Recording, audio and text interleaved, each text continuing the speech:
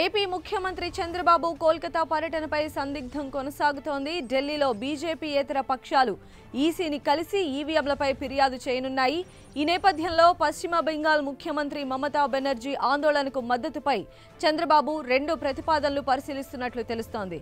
ఢిల్లీ వెళ్లి అక్కడే బీజేపీయేతర పక్షాలతో కలిసి మమతకు సంఘీభావం తెలపాలా, లేక ఢిల్లీ పర్యటన ముగియగానే అటు నుంచి కోల్కతా వెళ్లి మద్దతు తెలపాలా అనే దానిపై చంద్రబాబు సమాలోచనలు చేస్తున్నారు.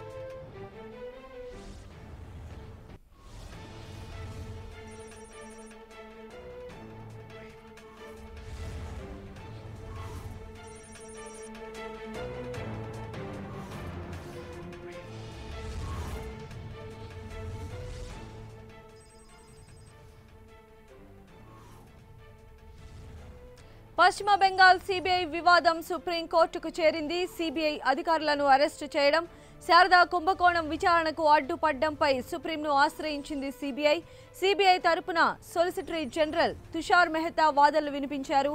రాజీవ్ కుమార్ విచారణ ఆధారాలను కనబడకుండా చేస్తున్నారన్న సిబిఐ ఆరోపణలకు ఆధారాలు చూపాలని సుప్రీంకోర్టు చెప్పింది. తదుపరి విచారణ రేపటికి వాయిదా వేసింది సుప్రీంకోర్టు.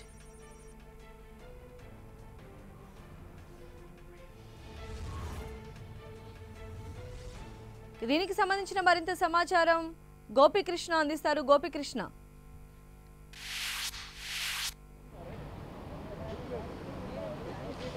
సిబిఐ ప్రస్తుతం సుప్రీంకోర్టును ఆశ్రయించడం జరిగింది. బెంగాల్ పోలీసులు శారదా కుంభకోణం అలాగే రోజ్ వ్యాలీ కుంభకోణానికి సంబంధించి పోలీస్ కమిషనర్ రాజీవ్ కుమార్ని విచారణ చేసేందుకు నిన్న ఆయన నివాసానికి వెళ్లిన సందర్భంగా సిబిఐ అధికారులని ఇప్పుడు బెంగాల్ పోలీసులు అరెస్ట్ చేయడం జరిగింది. ఈ వ్యవహారాన్ని ముఖ్యంగా కంటెంప్ట్ ఆఫ్ కోర్టు ధిక్కరణ కిందికి వస్తుందని చెప్పి సుప్రీంకోర్టుని సిబిఐ ఆశ్రయించడం జరిగింది. సుప్రీంకోర్టు ప్రధాన న్యాయమూర్తి ధర్మాసనం ముందు ఈరోజు ఈ పిటిషన్ని ఫైల్ చేయడం జరిగింది. అయితే విచారణ కూడా కొద్దిసేపు వాదనలు కూడా వినిపించడం జరిగింది. సిబిఐ తరఫున సొలిసిటరీ జనరల్ తుషార్ మెహతా వాదనలు వినిపించారు. ముఖ్యంగా ఈ శారదా కుంభకోణానికి సంబంధించి అలాగే రోజ్ వ్యాలీ కుంభకోణానికి సంబంధించి గతంలో రాజీవ్ కుమార్ విచారణ చేపట్టారు. ఆ సందర్భంగా కీలకమైన ఆధారాలు అనేవి కనిపించకుండా పోయాయి అన్న ఆరోపణల నేపథ్యంలోనే ముఖ్యంగా రాజీవ్ కుమార్ని విచారించేందుకు ప్రశ్నించేందుకు మేము ముఖ్యంగా కమిషనర్ ఇంటికి వెళ్ళాం. ఆ సందర్భంగా సిబిఐ అధికారులు అరెస్ట్ చేశారు బెంగాల్ పోలీసులు. ఇది ముఖ్యంగా రాజ్యాంగ విరుద్ధం అనే అంశాలని సుప్రీంకోర్టుకి సిబిఐ తరపు న్యాయవాది ముఖ్యంగా సొలిసిటరీ జనరల్ తుషార్ మెహతా వాదనలు వినిపించడం జరిగింది. అయితే ఈ ఆరోపణలపైన సిబిఐ వద్ద ఎటువంటి ఆధారాలు ఉన్నాయి, ముఖ్యంగా రాజీవ్ కుమారే ఈ కుంభకోణాలకు సంబంధించిన కీలక ఆధారాలను కనుమరుగు చేశారు అన్న ఆరోపణలకు సంబంధించి సిబిఐ వద్ద ఏమన్నా ఆధారాలు ఉన్నాయని సిబిఐని ప్రశ్నించడం జరిగింది. తదుపరి విచారణ ఆ ఆధారాలుంటే సుప్రీంకోర్టుకి సమర్పించాలని చెప్పి కూడా ముఖ్యంగా సుప్రీంకోర్టు వ్యాఖ్యానించింది.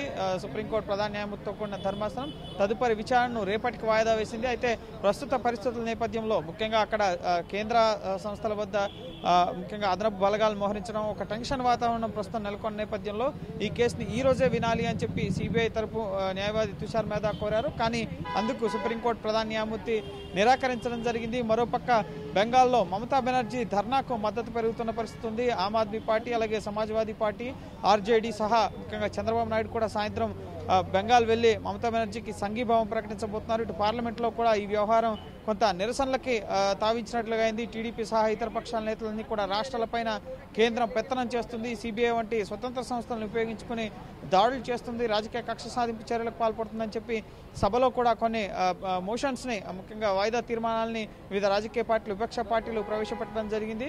అయితే సిబిఐ వ్యవహారానికి సంబంధించి సుప్రీంకోర్టులో ఏమాత్రం ఊరట లభించలేదు. ఈ కేసుకు సంబంధించి తదుపరి విచారణ అనేది రేపటికి వాయిదా పడింది. కోర్టు ధిక్కరణ అలాగే తమ పనిని స్వతంత్ర దర్యాప్తు సంస్థ పనిని చేసుకోనియకుండా అడ్డుపడడం వంటి అంశాలకు సంబంధించి మీ దగ్గర ఆధారాలు చూపాలని చెప్పి సుప్రీంకోర్టు ప్రధాన న్యాయమూర్తి ఈ కేసుని రేపటికి వాయిదా వేయడం జరిగింది. సో రేపటిలోపు సిబిఐ ముఖ్యంగా గతంలో 2 ఏళ్ల పాటు ఈ కేసుకు సంబంధించి శారదా అలాగే పూంజీ రోజ్ వ్యాలీ కుంభకోణాలకు సంబంధించి సిట్ అధికారిగా రాజీవ్ కుమార్ ఉన్నారు. ఆ సందర్భంగా ఆయన విచారణ చేసిన పత్రాలని సిబిఐకి అందించారా లేదా, అసలు ఈ కేసు స్టేటస్ ఏంటి అనే అంశాలని రేపు సుప్రీంకోర్టు ముందుకి సిబిఐ తీసుకెళ్లబోతోంది. సో రేపు కూడా ముఖ్యంగా సిబిఐ ఈ అంశానికి సంబంధించి పట్టు విడవకుండా గతంలో సుప్రీంకోర్టే 2013లో సంబంధించిన ఈ కుంభకోణానికి సంబంధించి 14లో ముఖ్యంగా సిబిఐకి అప్పగించడం జరిగింది. కాబట్టి ఖచ్చితంగా ఈ కేసుకు సంబంధించి పట్టు వీడినట్లుగానే సిబిఐ కూడా ఉంది. ఈరోజు సిబిఐ డైరెక్టర్గా ప్రస్తుతం రిషికుమార్ శుక్లా కూడా బాధ్యతలు చేపట్టిన నేపథ్యంలో రేపు ఎటువంటి స్టాండ్ ఉండబోతుంది సిబిఐ తరపు నుంచి? ఇప్పటివరకు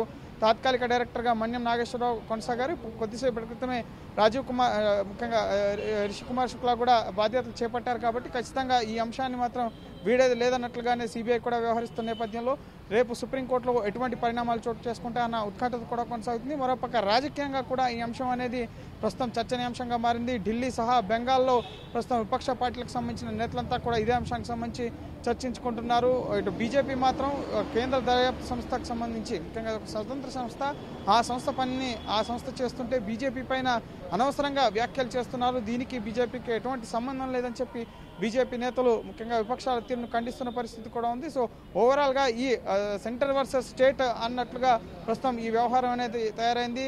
గతంలోనే ఈ శారదా కుంభకోణంలో ముఖ్యంగా టీఎంసీకి సంబంధించి అనేక మంది నేతలు, ఎంపీలు, మంత్రులు అలాగే రాష్ట్రంలో ఉన్న కీలక నేతలు అరెస్ట్ అయ్యారు. ప్రస్తుతం ఆరోపణలు ఎదుర్కొంటూ విచారణకు కూడా హాజరవుతున్న పరిస్థితి ఉంది.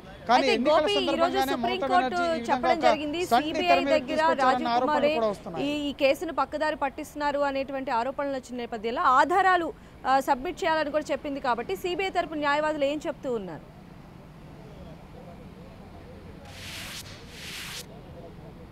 ఖచ్చితంగా ఈ కేసు స్టాటస్ రిపోర్ట్ ఏంటి, గతంలో 2 ఏళ్ల పాటు సిట్ కి నేతృత్వం వహించిన రాజీవ్ కుమార్ ఈ కేసుని ఎంతవరకు ముందుకు తీసుకెళ్లారు, అలాగే సిబిఐకి ఎంతవరకు సహకరించారు, ముఖ్యంగా ఏ పత్రాలు ముఖ్యంగా ఈ ఆధారాలు పెన్ డ్రైవ్స్ అలాగే కొన్ని కీలక ఆధారాలు ఎవరెవరికి ఈ శారదా కుంభకోణంలో భాగస్వాములుగా ఉన్నారు, టీఎంసీకి సంబంధించిన అనేక మంది నేతలు ఆరోపణలు ఎదుర్కొంటున్నారు. కాబట్టి రాజీవ్ కుమార్ ద్వారా ఈ ఆధారాలని తెర మీదకి రానివ్వడం లేదు అన్న ఆరోపణలు కూడా వస్తున్నాయి. సో ఇదే అంశాలని రేపు సుప్రీంకోర్టుకి సిబిఐ చెప్పే అవకాశం ఉంది. అయితే హైకోర్టులో ఈరోజు ముఖ్యంగా సరైన పద్ధతి పాటించలేదు, చట్ట వ్యతిరేకంగా ముఖ్యంగా కమిషనర్ ఇంటిపైకి సిబిఐ అధికారులు వెళ్లారు అని చెప్పి హైకోర్టు కూడా ముఖ్యంగా నేను రాత్రి వ్యాఖ్యానించిన పరిస్థితి. సో ఈ అంశాలను కూడా సుప్రీంకోర్టుకు దృష్టికి తీసుకెళ్లాలని చెప్పి బెంగాల్ ప్రభుత్వం భావిస్తుంది.